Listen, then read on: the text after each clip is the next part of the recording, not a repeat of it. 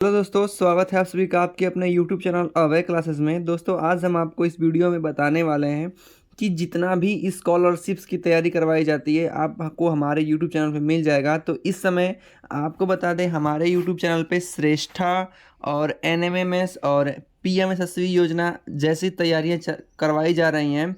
तो इसी के क्रम में मैंने एक प्लेलिस्ट बना दिया हुआ है श्रेष्ठा का। तो जितने मेरे भाई श्रेष्ठा से संबंधित हैं और वो इस स्कीम की तैयारी कर रहे हैं, इस योजना से संबंधित, तो डिस्क्रिप्शन में लिंक मैं दे दूंगा।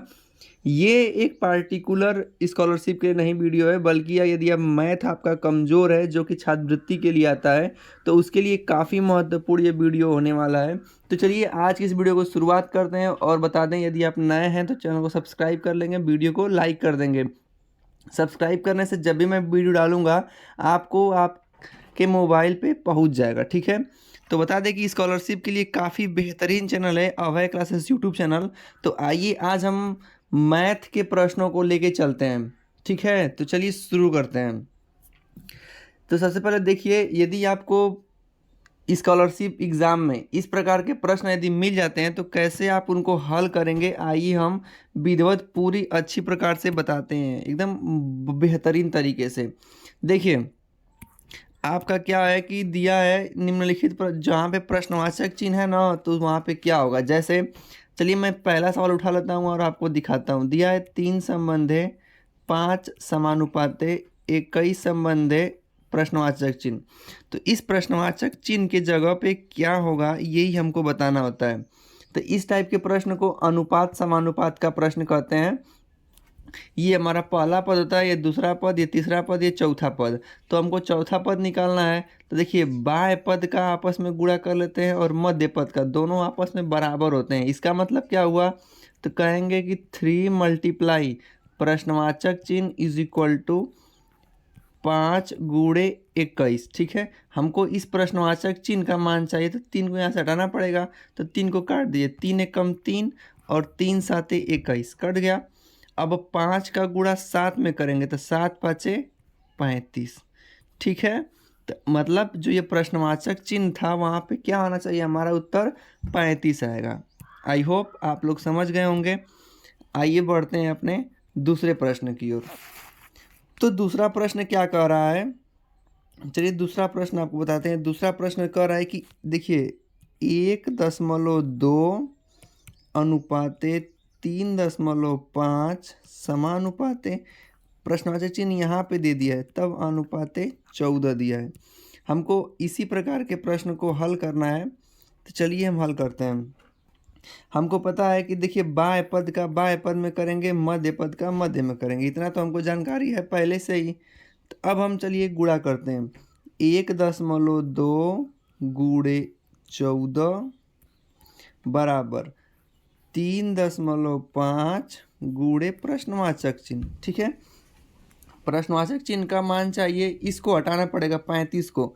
तो 35 गुणा के रूप में किस में है मेरे भाई, तो कहेंगे सर जी गुणा में है। तो इधर आएगा तब बटा में चला जाएगा, तो 3.5 और ये हो जाएगा बराबर प्रश्नवाचक चिन्ह।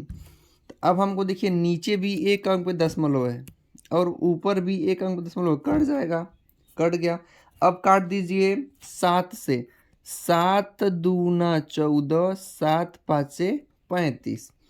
अब ऊपर हमारा 12 और 2 तो गुणा कर देंगे, तो 12 दूना के इस 12 जो बचा इस 2 में गुणा कर देंगे तो 12 दूना के 24 हो जाएगा। कितना होगा, 24 बटा में 5 बराबर प्रश्नवाचक चिन्ह। अब 5 का उसमें भाग दे देंगे, तो 5 का जब भाग दे देंगे तो 5 चौक को 20 होता है, काट दिए। 5 चौक को 20 दशमलव 4 मतलब कि 8। तो हमारा इसका उत्तर आएगा 4.8। इस प्रश्नवाचक चिन्ह की जगह पे क्या होना चाहिए, 4.8, ठीक है। तो इसका मतलब ये है कि जहाँ भी आपको ऐसे प्रश्न मिल जाएंगे, आपको दे दिया रहेगा, जैसे सिखाते हैं आपको ना, दिया रहेगा A अनुपाते B समानुपाते C अनुपाते D। इसमें से कोई 3 अंक दे देगा और 1 अंक गायब करेगा। तो याद रख लीजिए कि बाएं पद का बाएं पद में गुणा करते हैं और मध्य पद का मध्य में, ये दोनों गुणनफल आपस में बराबर होते हैं। इसका मतलब क्या हुआ, तो कह देंगे कि ए गुणे डी बराबर बी गुणे सी। इसी नियम पे ये आप इन 6 प्रकार के सवाल को लगा सकते हैं, ठीक है। और उम्मीद है कि कोई डाउट नहीं होगा, आप ऐसे प्रश्न लगा लेंगे। अब आपको एक काम करना है कि ये 4 प्रश्न को आपका उत्तर हमें इस वीडियो के कमेंट बॉक्स में भेजना है। चलिए आइए अब सेकेंड टाइप के लगाते हैं। सेकेंड टाइप क्या दिया है सर जी? तो देखिए सेकेंड टाइप में आपको मिल जाएगा ना मध्यानुपाती, तृतीयानुपाती, चतुर्थानुपाती और प्रथमानुपाती। तो आइए पहले हम इनको सूत्रों को डिस्कस कर लेते हैं और बताते हैं। देखिए मेरे भाई, पहला सवाल लगाते हैं। दिया है कि 9 और 25 का मध्यानुपाती निकालिए। क्या निकालिए? मध्यानुपाती। देखिए आपसे थोड़ी सी बात बता दें, स्कॉलरशिप की यदि आप तैयारी करना चाहते हैं और आप पीएमएसएसवाई योजना, श्रेष्ठा, राष्ट्रीय आय जैसे परीक्षा से संबंधित हैं तो आप अभय क्लासेस यूट्यूब चैनल से जुड़ जाइए। मैंने बहुत सारे बच्चों का सिलेक्शन दिलवाया है अपने इस चैनल के माध्यम से, तो उनमें से आपका भी नंबर हो सकता है यदि आप मेरे वीडियोस को फॉलो करते हैं। मैंने बहुत सारे वीडियोस बना के पढ़ा दिया है, तो एक बार प्लेलिस्ट ज़रूर चेक कीजिएगा या फिर कमेंट बॉक्स में बताइएगा कि हम इस चीज़ की तैयारी कर रहे हैं, हमारे लिए कौन सा प्लेलिस्ट अच्छा है, ठीक है। देखिए मध्यानुपाती जब भी कहेगा तो इसका सूत्र होता है, नहीं बस इसका सूत्र याद कर लीजिए, करड़ी में a इंटू बी या करड़ी में पहली संख्या गुणे दूसरी संख्या। तो पहली संख्या क्या दिया है? तो पहली संख्या हमारा 9 दिया है, दूसरी संख्या क्या दिया है? 25 दिया है, ठीक है। ठीक है, तो 9 का गुणा जब 25 में करेंगे तो कितना हो जाएगा? 225। और भाई आप वर्गमूल पढ़े होंगे थोड़ा सा तो जानते होंगे कि करड़ी में कोई संख्या रहती है तो कैसे निकालते हैं? 225, ठीक है। आइए थोड़ा सा आपको और विधि समझाते हैं। 225 को लिख सकते हैं 15 गुणे के 15। और करड़ी क्या मांगती है? करड़ी कहती है यदि आप हमारे अंदर पेयर बना के हैं तो इसमें से आप निकल सकते हैं। तो इसका मतलब करड़ी में 225 का मान कितना होता है? 15 होता है। तो ये हमारा बिल्कुल राइट आंसर हो जाएगा। तो आप पूछेंगे सर जी इसमें याद करने वाली कौन सी बात है? तो याद करने वाला बात ये है कि मध्यानुपात जब भी पूछेगा आपसे तो इसका सूत्र लगाएंगे करड़ी में ए बी, ठीक है।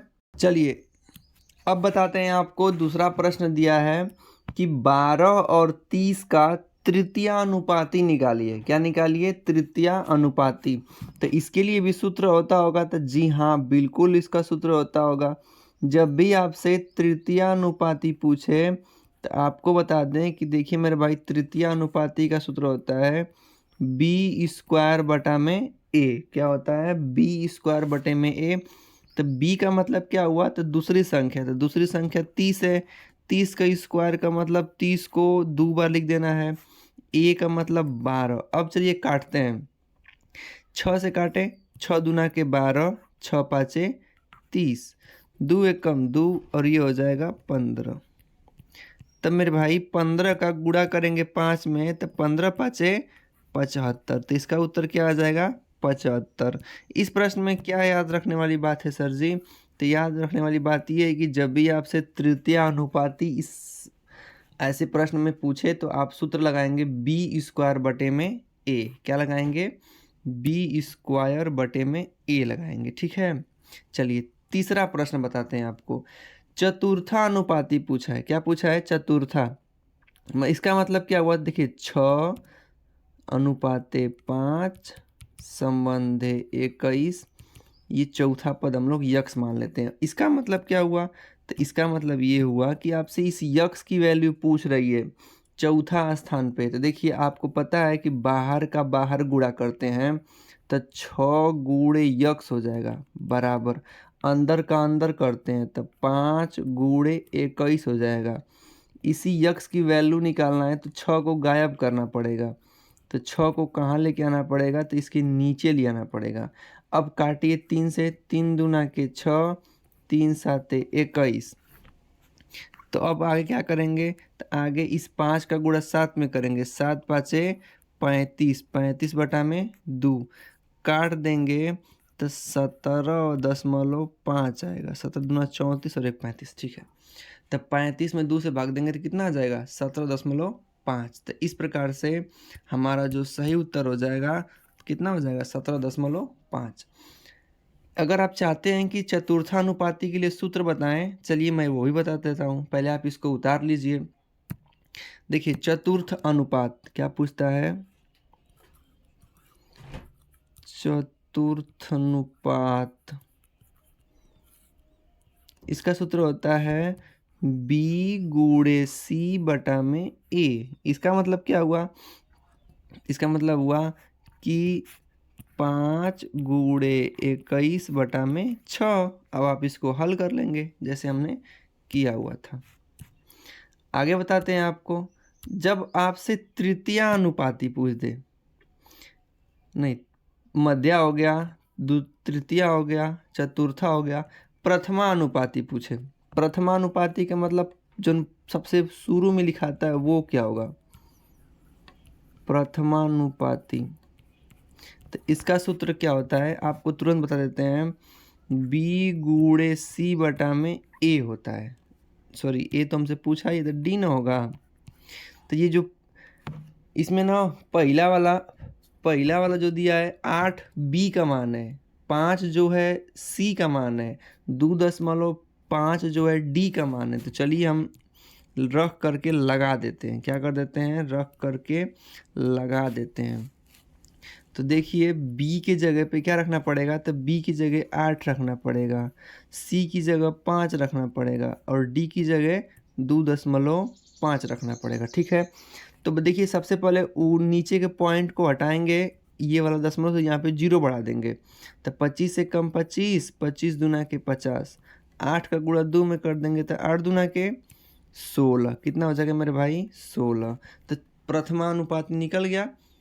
तो याद करने वाली क्या बात है इसमें कि प्रथमानुपाती जब भी पूछेगा हमसे सवाल में तो लगाएंगे b इंटू सी बटा में d लगाएंगे। तो इस प्रकार के ऐसे प्रश्नों को हल किया जाता है। ये आप लोग के परीक्षा के लिए बहुत ही इम्पोर्टेंट है। ठीक है, आइए देखते हैं नेक्स्ट पार्ट।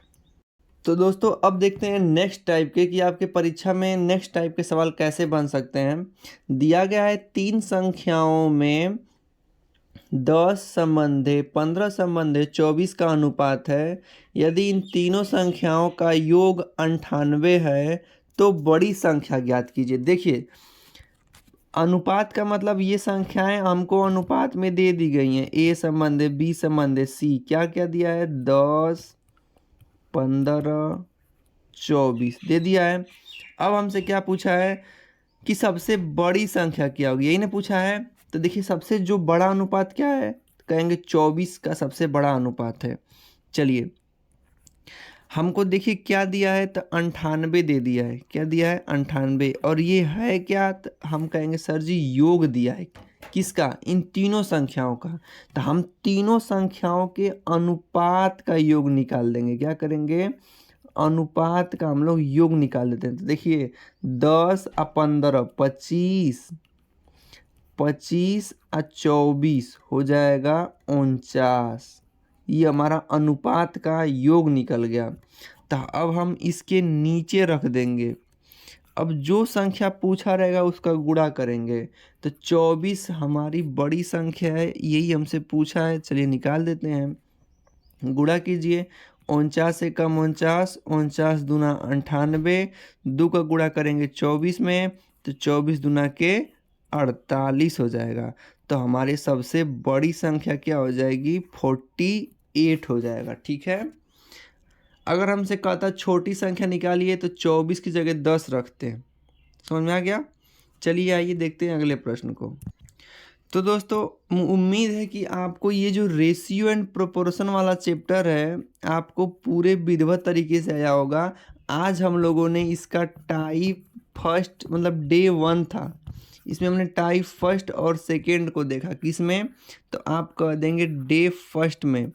तो जो हमने मैथ का ये सीरीज शुरू किया है, जो ऐसे बच्चे हैं जो मैथ के लिए बिल्कुल एकदम सोचते हैं कि बहुत कठिन है, नहीं आएगा, तो उनको एकदम अच्छी प्रकार से समझाने के लिए मैंने जो मैथ की सीरीज़ चालू किया है, आप लोग यदि ऐसे ही प्यार दुलार देते रहें, सपोर्ट करते रहेंगे, तो पूरे मैथ के मैं पूरे सीरीज़ को अच्छे तरीके से सिखा दूँगा। और आपको कहीं से कोई भी स्कॉलरशिप या एंट्रेंस एग्ज़ाम देने जाएँगे, तो कुछ 1% की भी आपको ऐसा ना लगेगा कि नहीं, मुझे ये प्रश्न नहीं आ रहा है। यदि वीडियो पसंद आया तो लाइक कीजिए, चैनल को सब्सक्राइब कीजिए और अपने दोस्तों में ढेर सारा शेयर कीजिए। थैंक यू, धन्यवाद।